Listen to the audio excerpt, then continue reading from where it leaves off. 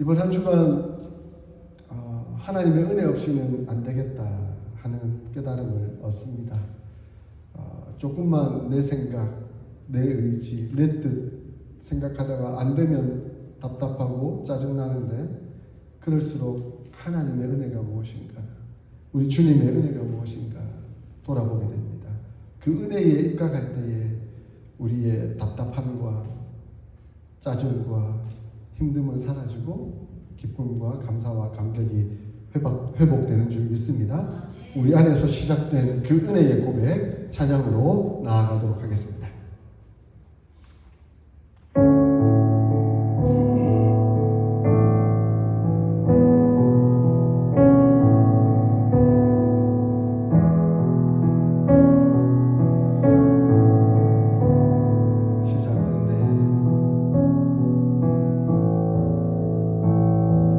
시작됐네. 우리 주님의 능력이 나의 삶을 다스리고 새롭게 하네.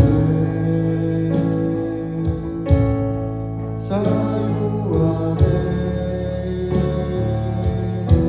죄와 사망으로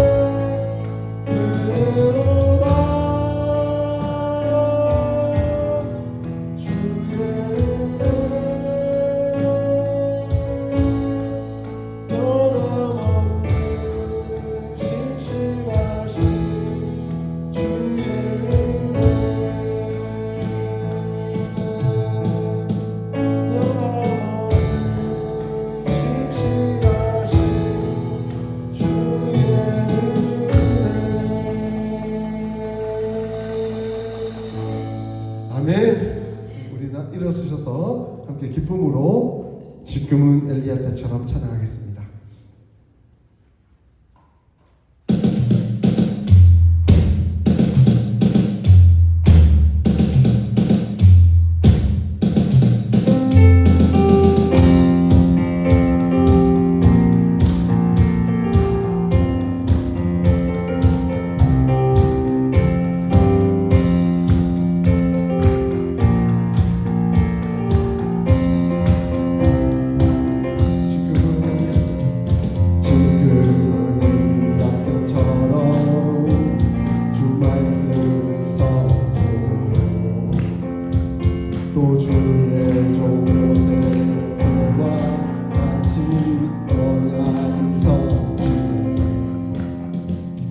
비록 전쟁과 기근과 핍박 환난 날이 다가와도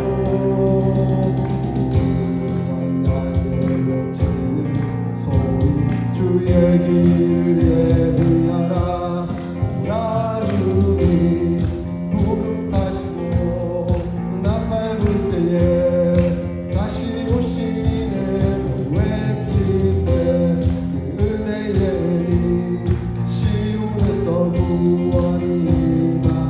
또 에스겔의 환상처럼 또 에스겔의 환상처럼 마른 뼈가 살아나며 또 주의 종말을 세대와 같이 예배가 회복되네. 추수할 때가 이르러 들판은 이어졌네. 우리는 추수할 그 되어 주 말씀을 선포하리. 오라 주님 구름 타시고 나팔 불 때에 다시 오시네 외치세. 은혜의 님 시온에서 구원이. 다시 한번 찬양하겠습니다. 지금은 엘리야처럼 주 말씀이 선포되고 또 주의 종 모세의 때와 같이 평안히 성취되네. 비록 전쟁과 기근과 핍박 환난 날이 다가와도 우리의 환난을 외치는 소리 주의 길을 예비하라. 나 주님 구름 타시고 나팔 불 때에 다시 오시네 외치세. 은혜의 님 시온에서 구원이다. 또 에스겔의 환상처럼 또 에스겔의 환상처럼 마른 뼈가 살아나며 또 주의 종 다윗의 때와 같이 예배가 회복되네. 추수할 때가 이르러 들판은 이어졌네. 우리는 추수할 그 되어 주 말씀을 선포하리. 오라 주님 무릎 타시고 나팔 불 때에 다시 오시네 외치세. 은혜의 님 시온에서 구원이. 어제도 계셨고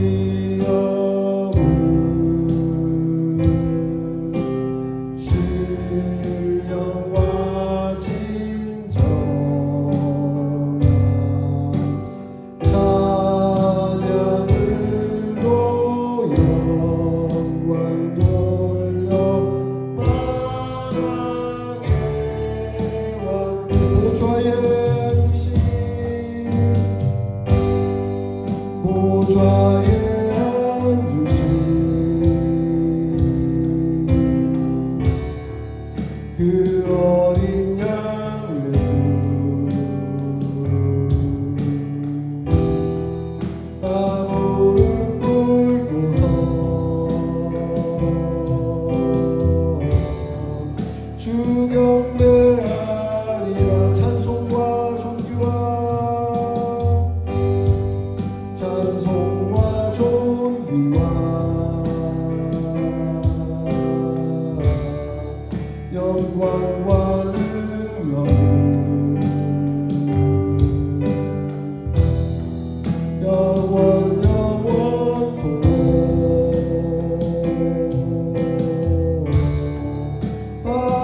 받아주옵소서. 보좌에 앉으신 보좌에 앉으신 그 어린 양 예수 나 무릎 꿇고서 주 경배하리라 찬송과 존귀와 찬송과 존귀와 영광과 능력을 영원 영원토록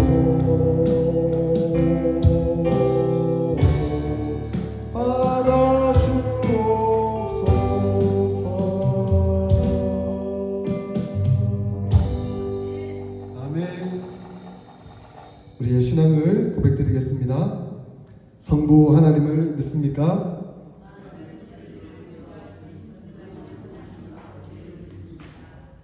성자 하나님을 믿습니까?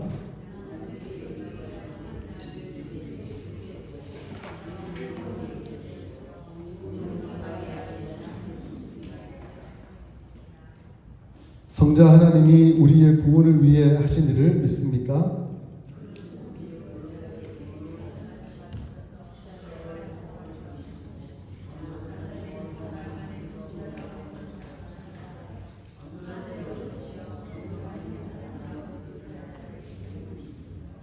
성자 하나님이 어떻게 오실 것을 믿습니까?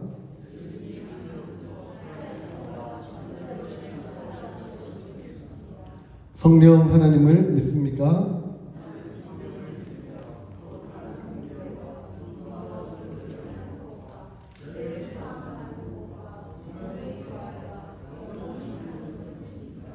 아멘. 찬송가 23장 찬송하겠습니다.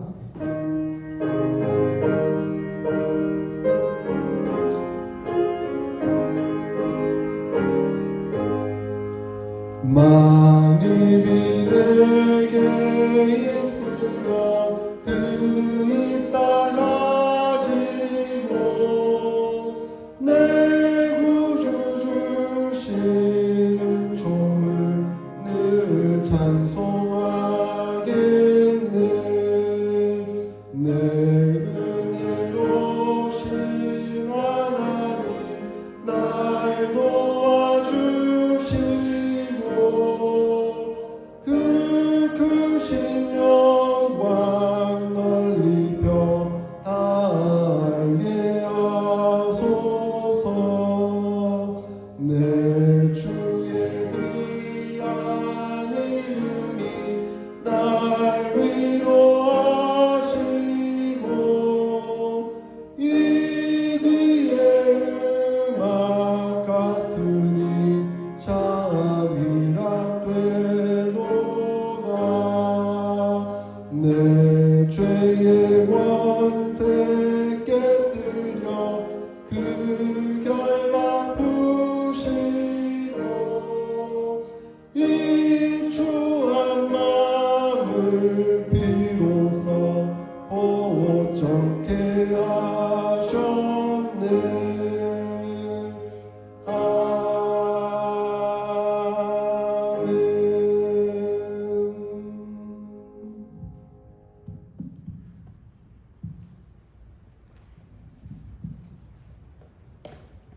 사랑과 은혜가 풍성하신 하나님 아버지, 오늘도 저희를 예배의 자리로 불러주시고 변함없는 사랑으로 한 주간을 지켜주시며 인도하여 주심에 감사드립니다. 우리의 삶이 하나님의 은혜 없이는 단 하루도 살 수 없음을 고백하며 모든 영광과 찬양을 올려드립니다. 주님, 어느덧 7월 한 해의 절반을 지나고 있습니다. 시간이 흐름에 따라 우리의 믿음도 함께 자라가고 있는지, 우리의 삶이 예수님을 더욱 닮아가고 있는지 돌아보게 하시고, 바쁜 일상 속에서도 주님보다 세상을 더 의지했던 마음이 있었다면 용서하여 주시옵소서. 주님, 올해 우리 사랑의 교회가 그리스도의 편지가 되는 교회 되게 하옵소서. 우리의 입술보다 삶이 먼저 복음을 전하게 하시고 사랑으로 섬기며 용서하는 모습을 통해 예수님의 향기가 드러나게 하옵소서. 특별히 우리 교회 가운데 성령의 바람이 불게 하여 주옵소서. 예배가 살아나고 기도가 회복되며 말씀이 우리의 심령을 새롭게 하는 참된 부흥을 허락하여 주옵소서. 교회를 떠나 있거나 믿음이 연약해진 성도들을 주님께서 친히 찾아가 주시고 다시 예배의 자리와 공동체 안으로 돌아와 함께 하나님을 찬양하며 예배하는 기쁨을 누리게 하여 주옵소서. 주님, 우리 교회의 어르신들을 기억하여 주옵소서. 하나님, 연약한 육신의 새 힘을 또 질병 가운데 있는 분들에게 치유의 은혜를 허락하여 주시고 외로움과 근심 가운데 있는 성도들에게 하늘의 평안과 위로를 더하여 주옵소서. 주님, 우리의 청년들과 다음 세대를 특별히 축복하여 주옵소서.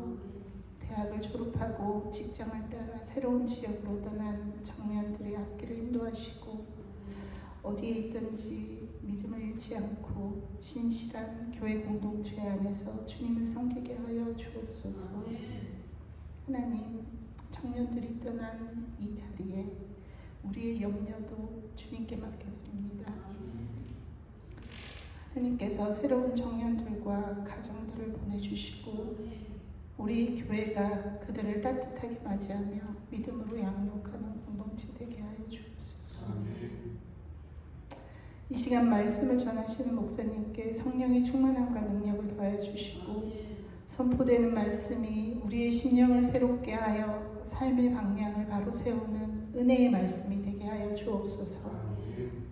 오늘 드리는 예배를 기쁘게 받아주시고 예배의 처음과 끝을 주님께 온전히 의탁드리며 우리를 끝까지 사랑하시고 인도하시는 예수 그리스도의 이름으로 기도드립니다. 아멘.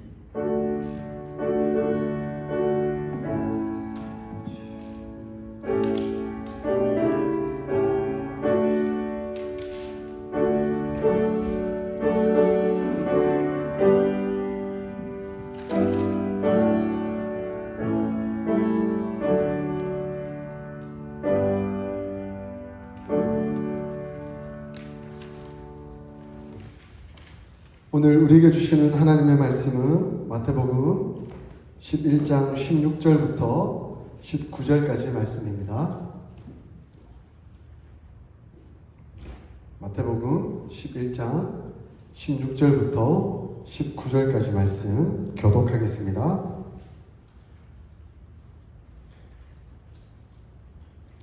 이 세대를 무엇으로 비유할까? 비유하건대 아이들이 장터에 앉아 제 동물을 불러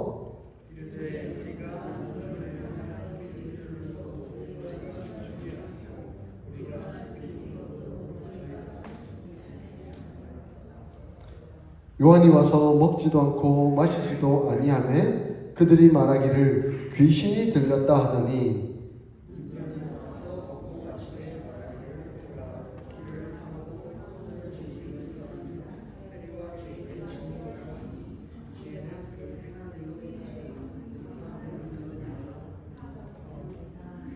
아멘. 할렐루야. 천국이 임하였습니다. 기쁨과 감사와 은혜가 넘치는 그 천국이 이 세상을 다스리고 있습니다. 그런데 이 천국에 대해서 아무런 생각도 없고 반응도 없고 무관심한 사람들이 있습니다. 그리고 그 천국에 전하면 오히려 그 천국이란 게 뭐냐, 나는 그 천국에 대해서 반응하지 못하겠다 하며 오히려 불평, 불만하고 또 핑계대는 사람들도 있는 것을 보게 됩니다. 여러분 어떠세요? 천국이 임한 것에 감사하고 기뻐하며 천국을 누리고 있습니까? 아니면 아무 생각 없이 무감각하게 그렇게 지내고 있습니까? 아니면 그 천국이 임한 것이 나와 무슨 상관이야 이러면서 그것을 좀 천국이 임했다는데 나한테 왜 이렇게 좋은 일이 안 생기고 그런 어떤 불평 불만으로 여기고 있습니까? 천국이 임했는데 그 천국에 대한 정확한 의미를 알지 못하면 우리가 그 천국에 대해서 누리지도 못할 뿐만 아니라 천국에 대한 반항심이 생기고 거기에 불평불만하고 핑계하는 안타까운 삶을 살아갈 수 있다는 것을 예수님은 말씀해 주고 있습니다. 세례 요한이 와서 천국 하나님의 나라를 선포하였습니다. 회개하라, 천국이 가까웠느니라. 세례 요한은 임박한 천국을, 임박한 심판을 강조했습니다. 세례 요한은 말라기 선지자가 예언했던 그 예언을 가지고 와서 천국의 긴박성을 선포하고 있습니다. 이미 도끼가 나무 뿌리에 놓였다. 하나님의 심판이 그 나무를 찍어내는 것과 같을 것이다. 손에 키를 들고 자기 타작마당을 정하게 하셨다라고 말씀합니다. 그러니까 세례 요한이 전한 천국은 오실 메시아가 이 땅을 심판하게 될 것이고 그 심판으로 말미암아 이 땅은 정화되게 될 것이다, 깨끗하게 될 것이다 라고 말씀하고 있습니다. 그래서 세례 요한의 메시지를 듣는 사람들은 하나님 앞에 나와 자기 죄를 자복하고 회개하며 깨끗함을 받는 은혜 역사에 나와야 했던 것이죠. 그래서 세례 요한은 세례를 주었죠. 깨끗함의 의미, 심판을 피할 수 있는 그 은혜의 의미가 무엇인가 하는 것을 천국을 통해서 선언을 하였습니다. 그래서 악에서 돌이키라, 하나님 앞으로 나오라, 회개하라, 천국이 가까웠다, 이렇게 세례 요한은 선언을 하였던 것입니다. 근데 예수님은 오셔서 또한 천국을 선포하셨죠. 하나님 나라를 선포하셨습니다. 똑같이 회개하라, 천국이 가까웠느니라 라고 말씀하셨습니다. 그런데 예수님은 세례 요한과는 조금 다르게 예수님을 믿고 따르는 사람들을 향해서 하나님의 나라가 너희 가운데 있느니라 라고 말씀하셨습니다. 그리고 내가 하나님의 성령을 힘입어 계시를 내어 쫓는 것이면 하나님의 나라가 이미 너희 안에 있느니라 라고 또한 말씀하셨습니다. 그러니까 예수님께서 선포하신 천국 하나님의 나라는 세례 요한의 의미와는 조금 더 다르게 현재에 임한 하나님의 나라, 우리 가운데 임한 하나님의 나라를 말씀하고 있는 것이 예수님이 오심으로 말미암아 하나님의 임재, 예수님의 임재, 은혜의 임재, 성령의 함께 하심을 우리가 체험하고 경험하며 예수님과 동행하고 하나님의 나라를 누리며 살아갈 수 있는 그 은혜가 열렸다라는 것을 말씀하고 있습니다. 그렇기에 예수님과 함께함으로 우리는 용서와 치유를 경험하고 기쁨과 감사 그리고 나눔과 즐거움이 있는 그 천국을 누리게 된 것이죠. 이렇듯 세례 요한이 선포한 하나님의 나라와 예수님이 선포한 하나님의 나라는 서로 다른 것이 아니라 연결이 되는 것을 말씀합니다. 단계가 있는 것을 보여주는 것이죠. 세례 요한이 천국에 대해서 선포하였듯이 회개와 돌이킴이 있고 그 회개와 돌이킴 이후에 치유와 용서함과 자유함이 있고 그러므로 예수님과 함께하는 기쁨과 은혜, 감사와 나눔이 충만하게 임하게 되는 것이죠. 그것이 바로 하나님의 나라라는 것입니다. 이렇게 천국이 하나님의 나라가 선포되었습니다. 그런데 이 선포된 천국, 이 선포된 하나님의 나라에 대해서 당시의 어떤 세대 사람들은 아무런 반응을 보이지 않는 거예요. 아무런 반응을 보이지 않을 뿐더러 더 나아가서 그 행동에 대한 핑계를 대고 있는 모습을 보게 됩니다.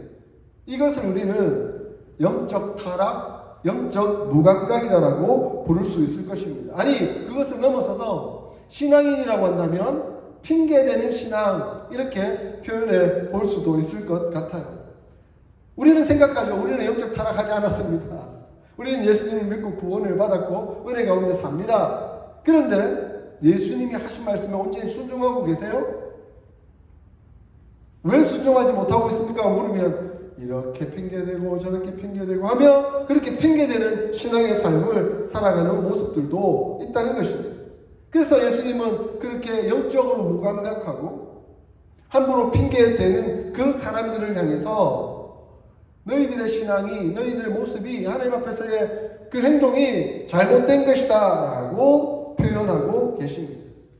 예수님은 이것을 비유적으로 설명을 들어서 가르치려고 하고 계십니다. 오늘 본문을 보십시오. 16절, 17절 뭐라고 말씀하고 있습니까? 이 세대를 무엇으로 비유할꼬? 비유컨대 아이들이 장터에 앉아 제 동물을 불러 가로되 우리가 너희를 향하여 피리를 불어도 너희가 춤추지 아니하고 우리가 애곡하여도 가슴을 치지 아니함과 같도다라고 말씀하고 있습니다. 예수님이 그들을 향해 가르치는 이 비유는 인생에 있어서 꼭 지나쳐가는 아주 중요한 사건들을 예로 들어서 비유로 들어서 설명하고 있습니다. 우리 인생에 있어서 가장 중요한 사건들이 뭐뭐지 있을까요? 태어나는 생일이 있을 것이고 결혼을 하게 될 것이고 그리고 나중에 죽죠. 마지막에 종말을 구하는 그래서 장례식을 치르는 그런 단계에 이르게 될 것입니다. 그래서 예수님은 결혼식과 그 장례식을 가지고 와서 이 세대의 영적 무감각함, 영적 부패, 핑계대는 신앙의 모습이 어떠한 것인지 하는 것들을 가르쳐 주고 있습니다. 장터에서 어린아이들이 부모를 따라 나왔죠. 그러면 부모님들은 장사를 하지만 그 뒤에 아이들끼리 모여가지고 막 떠들면서 장난을 치면서 놉니다. 근데 애들이 보고 듣고 한 것들 가지고 장난치면서 노는 거죠. 그래서 어쩔 때 결혼식을 본 거예요. 결혼식. 이 유대인들 결혼식을 하면 어떻게 합니까? 완전 축제가 벌어지죠. 며칠 동안 잔치가 벌어지죠. 춤추고 노래하고 즐겁게 예? 와인을 마시며 그렇게 결혼식을 지내는 거예요. 그러니까 아이들이 야 우리 결혼식이다 잔치다 그래서 노래를 부르자 하는데 어떤 불의사 애들은 가만히 앉아 멀뚱멀뚱 이야 노래를 부르든 말든 이야 춤을 추든 말든 아무 관심을 쓰지 않는 건 대신 함께 하지 않는 거예요. 완전 분위기를 망치는 거예요. 그러니까 이제 그 일이 아이들이 재미없는가 보다 하고는 그럼 우리 다른 노래 하자. 그래서 장례식 보아왔겠죠. 그 장례식 가면 슬퍼하고 애곡하고 그리고 그것이 너무 고통스러워 가슴을 치는 그런 모습들을 본 것이죠. 그래서 우리가 장례식 놀이하자 하고 장례식에 그 모습을 보여서 우리가 슬피 울고 그러면 너희는 가슴을 쳐 이렇게 상호 호응을 요구하면서 요청을 하였는데 슬프다 하는데 같이 있는 친구들이 가슴을 안 치는 거예요. 놀아주지 않는 거예요.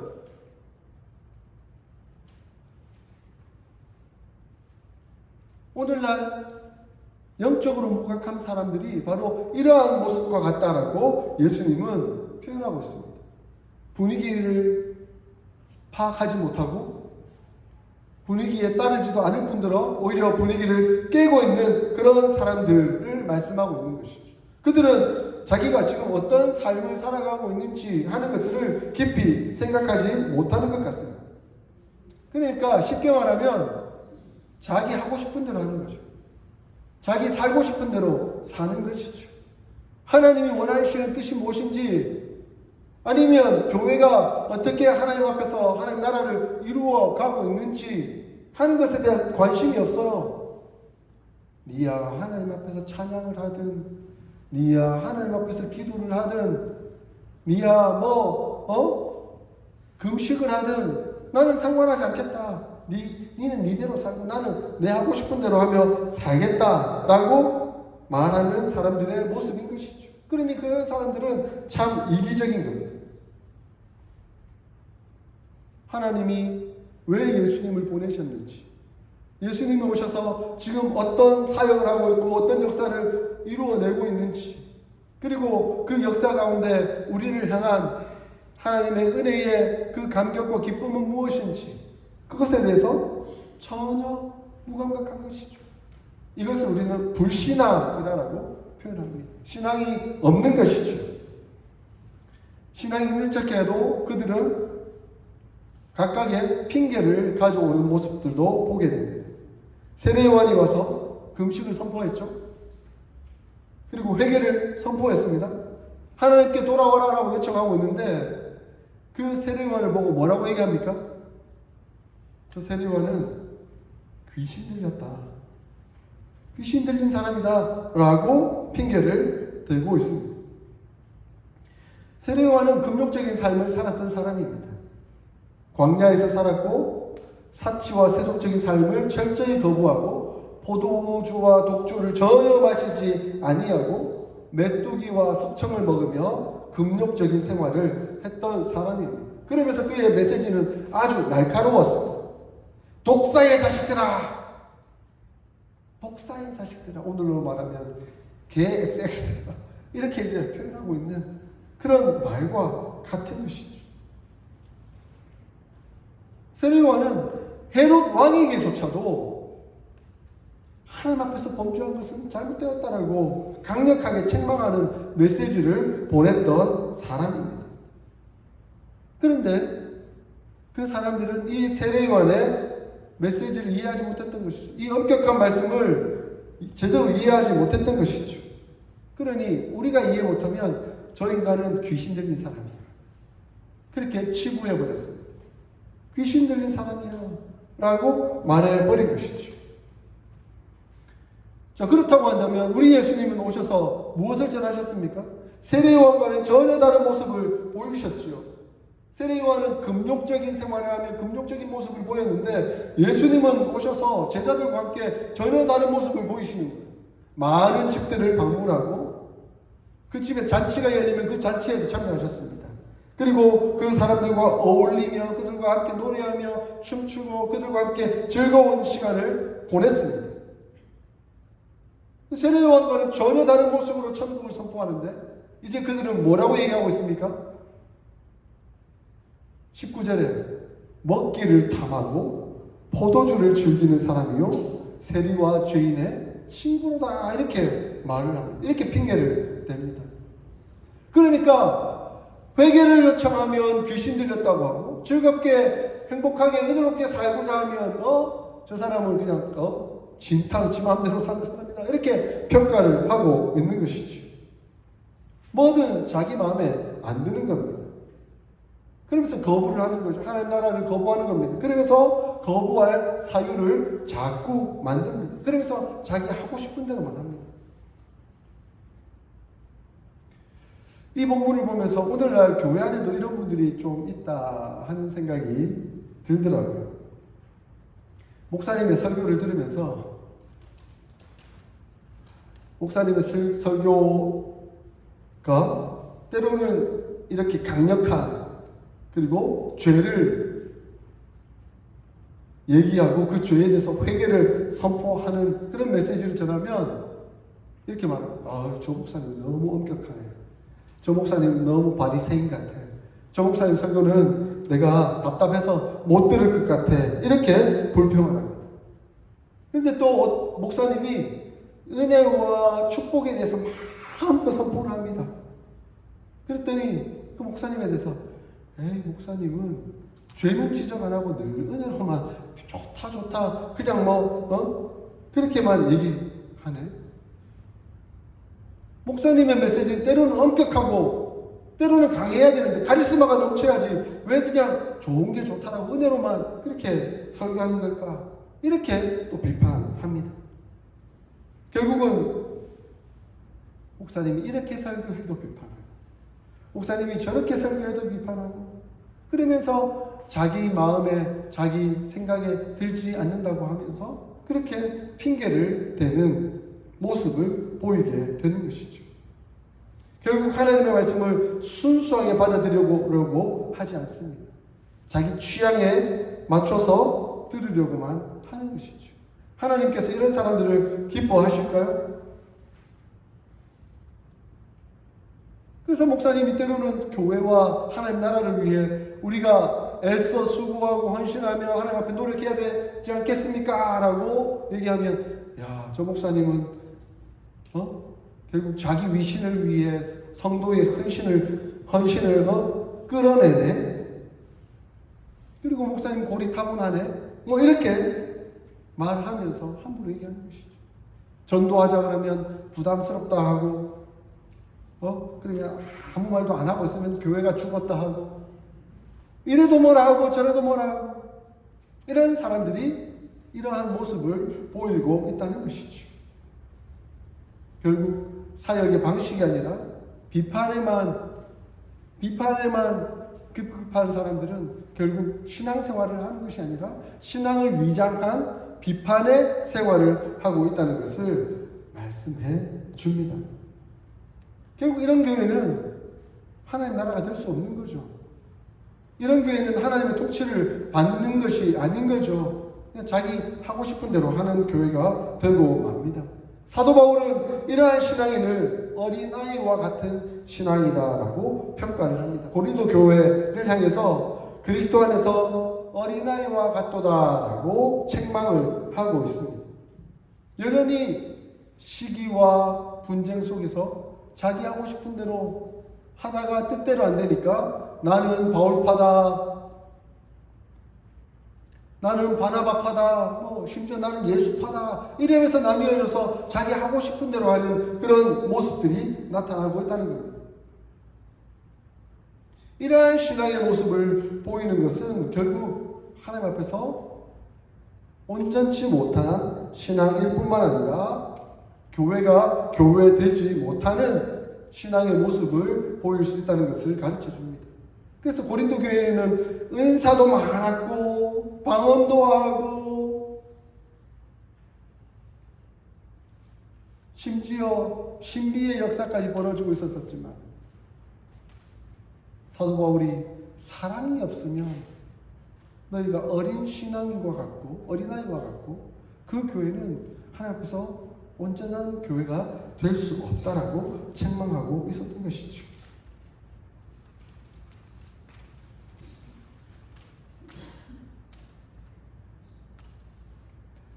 목회를 하다 보면 이분은 참 하나님이 기뻐하실 분이다 라고 보여지는 분들이 계셔요. 그런 분들은 어떤 분들이냐면 내가 하고 싶은 일이 있는데 내가 하고 싶은 일보다도 교회가 지금 필요하고 교회의 하나님의 뜻을 이룰 수 있는 일이 무엇일까를 돌아보고 그 일들을 섬겨주는 사람들입니다. 목회자로 볼 때는 그분들이 참 귀하고 참 좋습니다. 어떤 분이 우리 교회에 오셔가지고 우리 교회에 연극부를 만들면 좋겠다라고 강조를 하셨었어요. 자기가 그걸 잘할 수 있다고. 근데 지금 우리 교회에 지금 연극을 할 만한 상황이 아니에요. 뭐 성극을 하고 이런 준비를 해나갈 수 있는 상황은 전혀 아니에요.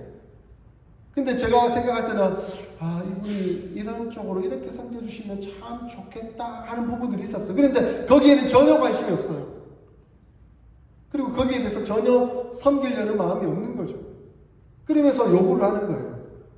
교회에 연극할 수 있을 만한 분위기를 자꾸 만들어주세요. 자꾸 만들어주세요. 그게 섬김입니까? 그게 우리 교회를 세우는 지금 단계 속에서 맞는 일입니까? 그렇지 못하죠. 그래서 제 속으로 너무 답답한 거죠. 하나님, 지금 우리 교회에 필요한 건 이런 부분인데 왜 그걸 보지 못할까요? 그렇다고 제가 이게 필요하다라고 강제로 요구하면 또 내가 원하는 건 안 해주고 목사님은 목사님 원하는 대로만 나한테 하자고 하네 라고 하면서 마음이 비뚤어지는 거예요. 그리고 핑계를 대면서 비판이 생기는 거죠. 그러면서 결국 교회를 떠나가는 안타까운 모습들이 드러나게 되는 겁니다.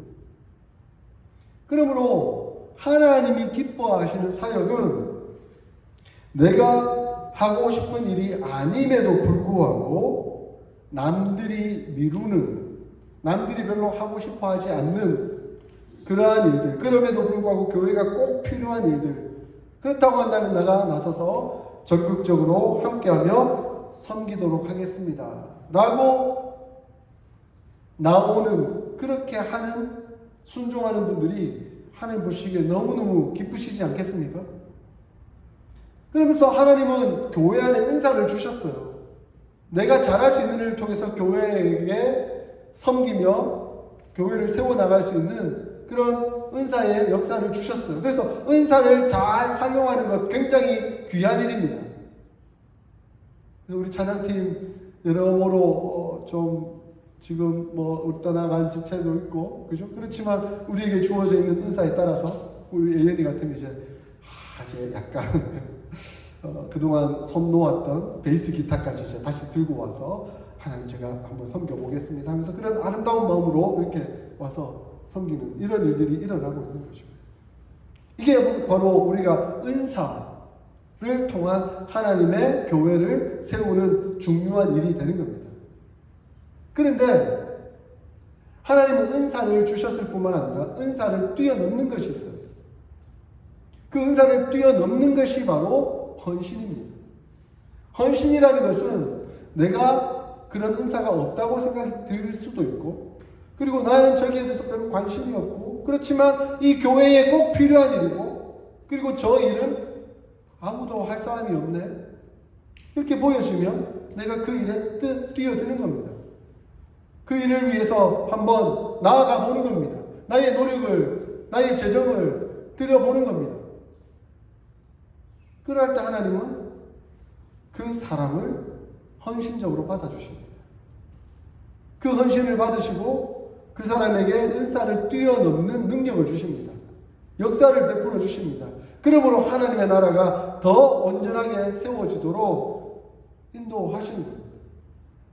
이런 교회가 훌륭한 교회죠. 이런 성도가 많을수록 하나님 기뻐하시는 교회고 훌륭한 교회가 되는 겁니다. 그래서 은사를 넘어선 헌신이라는 표현이 우리에게는 절실히 필요한 것 같습니다. 사랑하는 성도 여러분, 우리 교회에 지금 필요한 것이 무엇인가 한번 돌아볼 수 있기를 소원합니다. 우리 교회에서 하나님 앞에서 하나님 나라를 이루어 나가는 그 일들에 우리가 메꾸어 넣고 감당하며 이루어 나가야 할 일이 무엇인가 한번 돌아볼 수 있기를 소원합니다. 그러면서 이 일에 누가 할 것인가? 누가 하고 있는가? 아무도 하고 있지 않다면 하나님 나를 부르시옵소서. 제가 하겠나이다. 그렇게 한번 순종해 볼 수 있기를 소원합니다. 그렇게 순종할 때 하나님은 하나님의 역사를 보여주세요. 순종하지 않으니까 하나님 역사를 보여줄 기회가 없는 거죠. 근데 그렇게 우리가 헌신하며 나왔을 때 하나님은 더 큰 은혜의 역사를 베풀어 주십니다. 능력도 주시는 거죠. 은사를 뛰어넘는 그 능력을 우리에게 베풀어 주시는 것이죠. 많은 사람들은 자기 하고 싶은 걸로 교회를 섬기면서, 그걸도 아주 좋은 일이죠. 근데 그걸로 생색내면서 나는 다른 사람들보다 교회를 더 많이 섬기고 있다라고 표현하고 있는지도 모릅니다. 그러나 정작 더 중요한 것은 내가 하고 싶은 것을 뛰어넘어서 우리 교회의 하나님 나라의 사역에 정말 필요한 것이 무엇인가를 돌아보고 거기에 뛰어들어 헌신하는 일들을 통해 하나님의 역사가 이루어지게 되는 것입니다. 그러한 사람이 바로 핑계하지 않고 순종하는 신앙생활을 하는 사람이라고 말씀드릴 수가 있습니다. 사랑하는 성도 여러분, 우리 예수님을 한번 생각해 보십시오. 우리 예수님께서 십자가를 앞두고 겟셋마네 동산에 올라가셨습니다. 그리고 간절히 기도하셨습니다. 땀방울이 핏방울이 되도록 간절히 기도하셨습니다. 근데 그때 기도의 핵심의 내용이 뭡니까? 기도의 핵심의 내용이 뭡니까? 하나님, 할 수만 있다면 이 잔이 내게서 지나가게 하옵소서. 나는 이 잔을 받기가 너무 두렵고 무섭고 하나님 힘듭니다. 근데 마지막 기도의 결론은 무엇입니까? 그러나 내 뜻대로 마옵시고 아버지의 뜻대로 되기를 원합니다. 그렇게 고백을 합니다. 그 길을 갈 수 있는 유일하신 분이 바로 예수님이셨죠. 예수님도 그 길이 하나님과 그 교제가 끊어지는 너무나 고통스럽고 아픈 처절한 죽음의 고통이라는 것을 아셨기에 예수님은 그 잔을 피하고 싶으셨습니다. 그러나 이 길이 하나님의 뜻이고 이 길이 인간을 구원하는 유일한 길이고 하나님의 은혜의 역사라고 한다면 내 뜻은 내려놓더라도 내가 희생하더라도 드림으로 말미암아 하나님의 뜻이 이루어지기를 원하는 것이죠. 그것이 바로 헌신이지 않겠습니까? 헌신을 함부로 갖다 쓰는 단어가 아닙니다. 그렇게 내가 하고 싶지 않더라도 내가 지금 할 수 없는 형편이라도 그러나 내가 한번 들여보겠습니다. 하나님의 역사가 어떻게 이루어지는 것인지. 예수님이 그렇게 순종하셨고 헌신하셨듯이 우리도 그 길을 따라 나아갈 수 있기를 소원합니다. 그 길을 따라 나아갈 때 하나님은 예수님을 부활시키셨고 회복시키셨고 승천시키셨고 하나님 우편에 앉아 계시도록 역사하셨습니다. 신비의 역사, 회복의 역사, 역전의 역사 어떻게 경험해 볼 수가 있겠습니까? 희생하지 않으면, 헌신하지 않으면 그런 역사를 경험해 볼 수 없는 거예요. 내가 늘 높은 자리에 있는데 어떻게 하나님이 높이시는 그 은혜의 역사를 경험해 볼 수가 있겠습니까? 그런데 우리가 핑계대지 않고 하나님의 역사에 한번 순종해 보겠습니다. 나는 내 마음대로 내 뜻대로 되는 것이 아니지만 그러나 그것이 하나님이 원하시는 뜻이라고 한다면 제가 그곳에 들어가 순종해 보겠습니다. 헌신해 보겠습니다. 그럴 때 하나님 은혜의 역사가 이루어질 줄 믿습니다. 이제 하나님은 예수님을 통해서 세례요한을 통해서 우리에게 말씀하십니다. 회개하라, 천국이 가까웠느니라. 너희의 죄악을 하나님 앞에 내려놓고 끊고 다시 돌이켜 주님 앞에 나와라. 그리고 그 예수님과 동행하며 은혜를 누리고 치유와 회복을 경험하며 기쁨과 감사와 은혜와 나눔의 삶을 살아가라라고 말씀합니다. 이러한 축복이 우리에게 있기를 소원합니다. 그러면서 결론적으로 예수님 19절에 이렇게 말씀하고 있죠. 지혜는 그 행한 일로 인하여 옳다함을 얻느니라. 지혜로운 자는 결국 행동으로 따라서 결국에는 그 행동이 드러나게 될 것이다라고 말씀하고 있습니다. 예수님은 희생하셨지만 헌신하셨지만 결국 옳은 분이셨습니다. 하나님이 그것을 증명시켜 보이셨죠? 우리가 지금은 비록 손해보고 희생하고 낮아지는 것 같지만 결국 하나님은 우리가 옳았다라고 인정해 주시며 회복시켜 주실 것입니다. 그 믿음을 가지고 한 걸음 한 걸음 핑계대지 아니하고 순종하는 신앙을 이루어 나가는 저와 여러분들이 다 될 수 있기를 주 이름으로 축원합니다. 아멘. 우리 오늘 주신 말씀 돌아보고 새겨보면서 함께 결단의 기도 하나님 앞에 올려드리도록 하겠습니다. 예수님은 그 당시 세대의 사람들에게 왜 그렇게 무감각하고 핑계대는 신앙을 가지고 있느냐 비유로 말씀하셨습니다.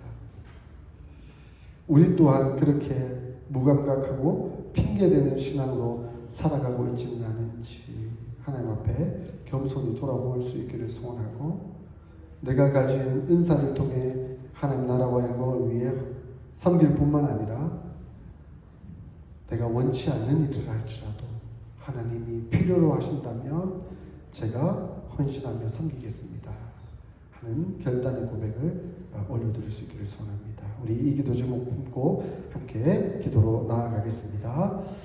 하나님 아버지 감사합니다.